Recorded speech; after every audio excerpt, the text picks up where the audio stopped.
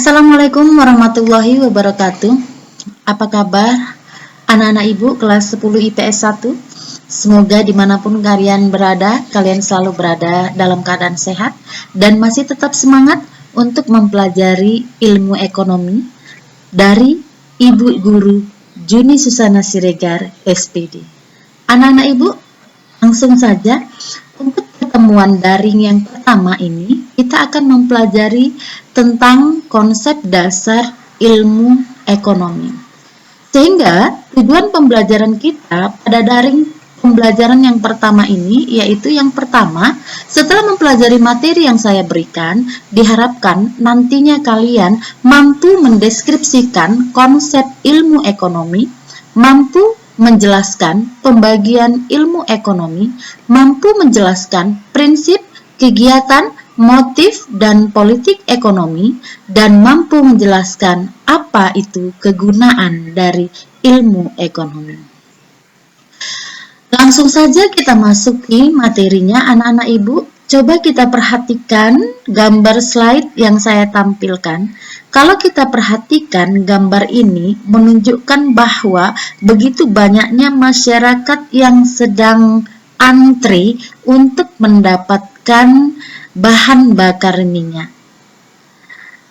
Kalau kita perhatikan di gambar ini, kita mengetahui bahwa banyak masyarakat yang membutuhkan minyak, sementara minyak susah didapat di mana-mana, hanya dapat di Pertamina, sehingga mereka harus rela berkorban untuk antri berkepanjangan. Jadi anak-anak ibu, gambar slide yang saya berikan itu menunjukkan bahwa terjadinya kelangkaan. Apa itu kelangkaan? Kelangkaan itu merupakan masalah ekonomi, di mana kelangkaan itu merupakan suatu kondisi di mana jumlah kebutuhan manusia itu sangat banyak, sementara alat pemuas kebutuhan manusia terbatas jumlahnya atau sedikit.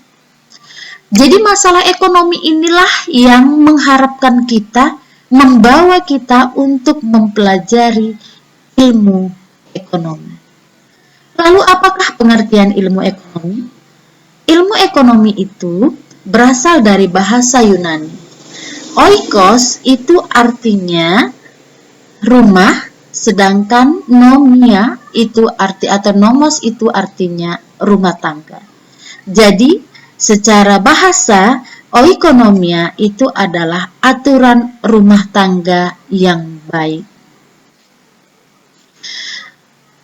Pengertian ilmu ekonomi menurut ahli ekonomi yaitu Bapak Paul A. Samuelson mengatakan bahwa ilmu ekonomi itu adalah studi tentang cara orang-orang dan masyarakat membuat pilihan dengan atau tanpa menggunakan uang dalam menggunakan sumber daya produksi yang terbatas, tetapi dapat dipergunakan dalam berbagai cara untuk menghasilkan berbagai jenis komoditas dari waktu ke waktu dan mendistribusikannya untuk keperluan konsumsi saat ini atau di masa datang kepada berbagai orang atau kelompok dalam masyarakat.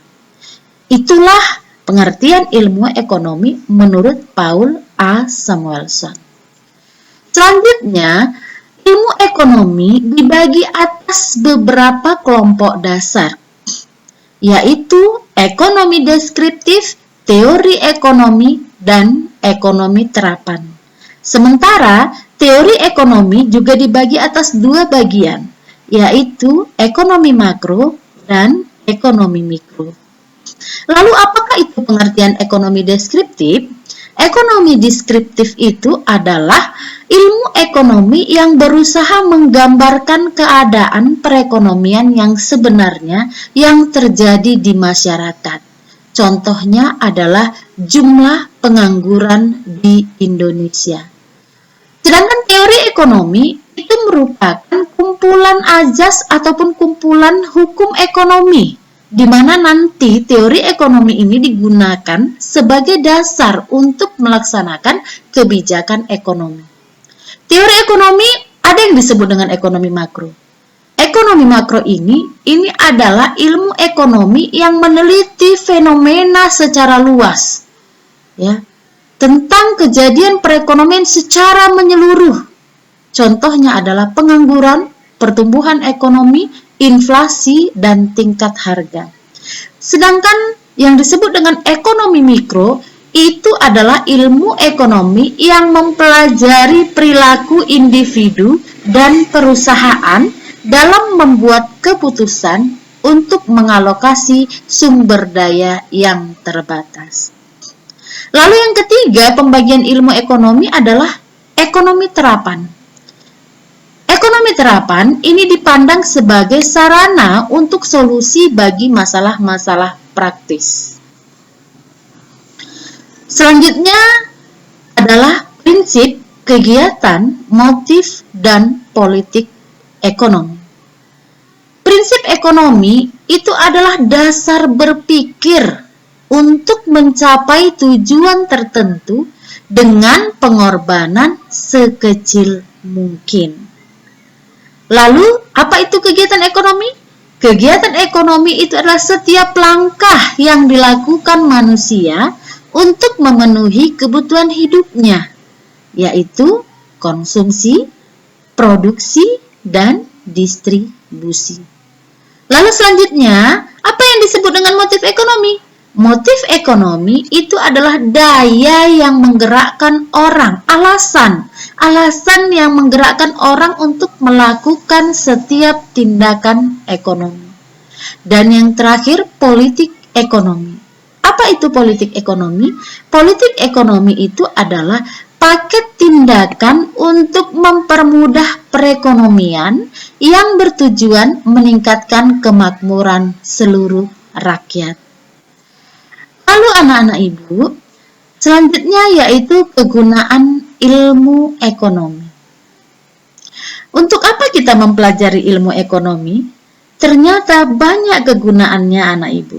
Yang pertama, kegunaannya adalah mengajarkan kita cara berpikir, ya, mengajarkan cara berpikir kita untuk mengambil suatu keputusan. Contohnya adalah biaya peluang, marginalitas, dan pasar efisiensi. Lalu yang kedua, kegunaan mempelajari ilmu ekonomi adalah memahami masyarakat dengan lebih baik. Artinya dengan kita mempelajari ilmu ekonomi, kita dapat menjawab beberapa pertanyaan-pertanyaan yang terjadi di masyarakat. Misalnya, mengapa orang harus membuka lahan? Kenapa membangun jalan? Kenapa memproduksi alat-alat transportasi? Kalau kita sudah mempelajari ilmu ekonomi, pasti kita akan bisa untuk menjawab pertanyaan-pertanyaan tersebut. Selanjutnya, kegunaan ilmu ekonomi juga memahami persoalan-persoalan global. Ya, contohnya adalah perang di Irak dan serangan di Venezuela pada tahun 2003 membuat pasar minyak dunia mengalami gejolak yang berdampak pada naiknya biaya energi di seluruh dunia. Jadi, itu banyaknya persoalan-persoalan yang bisa dikaitkan dengan ilmu ekonomi. Lalu yang keempat, kegunaan dari ilmu ekonomi adalah menjadikan kita pemilih yang kompeten.